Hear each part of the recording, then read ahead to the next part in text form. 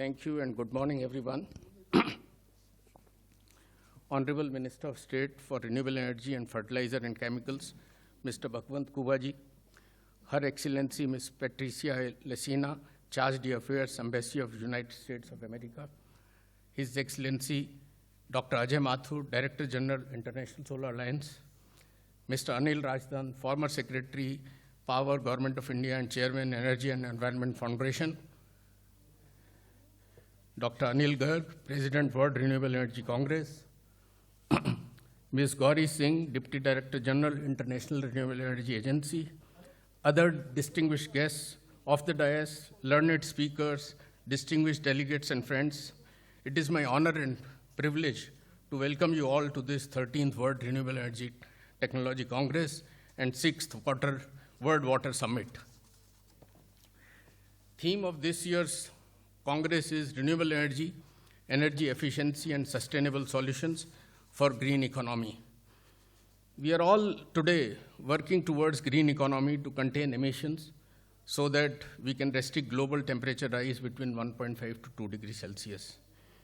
In this regard, it is heartening to note that more than 130 countries have already committed to achieve net zero target by 2050, with China and India committing 2060 and 2070. If we look sector-wise, primarily there are three sectors that contribute to 75 to 80% of the total emissions. They are power sector, power sector, we have industrial sector and transport sector. If we look at power sector, the solutions are much easier to find. We are converting the power sector to renewable energy. The investments in renewable energy is going up. We had seen that in last 10 years, the investment has remained around $260 to $270 billion to $300 billion every year, but the cost has come down significantly over the years, so the installations per se have gone up. So that solution, I think we can continue, and by 2050, we feel that most of the power sector will shift to renewable energy.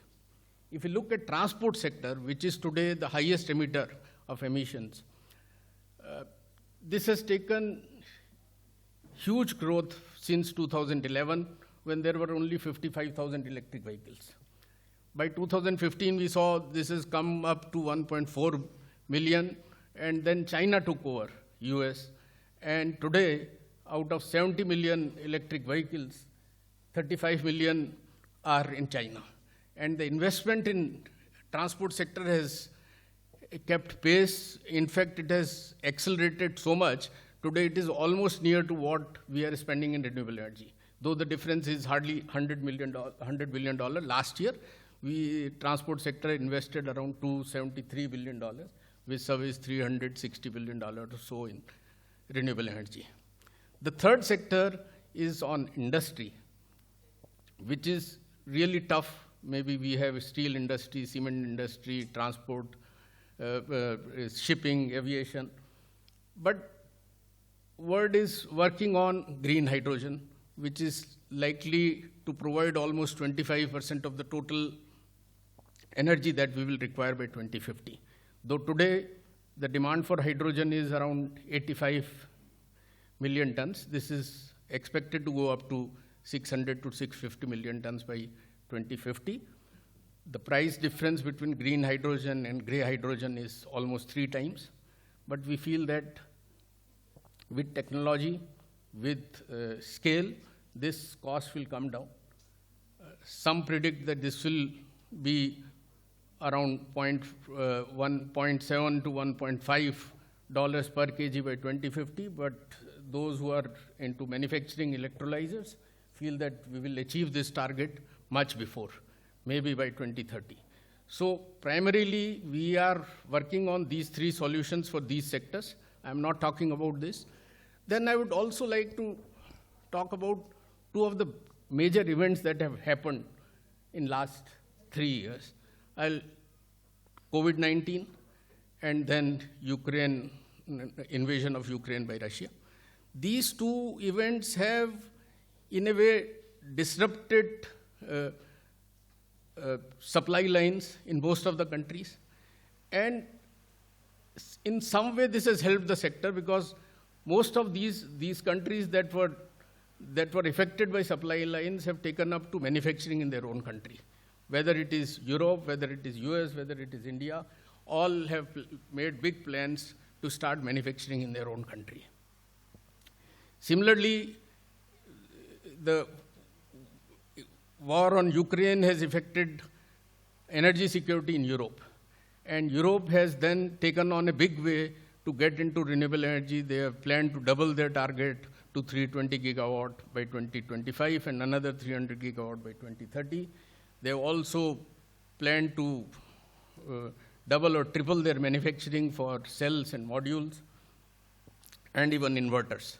So this is where today we stand. And I am sure this investment will keep growing. Today, the investment in clean technology is around $750 billion. As per one estimate, we should be spending somewhere investing $125 trillion by 2050, which comes to around $3 to $4 trillion each year, which is a huge order considering where we are today. But nevertheless, even if we don't reach there, we will be somewhere near as the technology improves, as the cost comes down, and as more and more people make it their first choice of electric vehicles, or whether it is renewable energy or even green hydrogen. So I'm sure in these 2 days of deliberations, we'll discuss a lot on all these issues. Another major issue is accessibility of fresh water, which is vital for human development. Freshwater assets are not uniformly distributed across the world, and their accessibility has come down significantly over the years. And therefore, we shall discuss water security and economic prosperity, finance and technology for various solutions for accessibility of fresh water.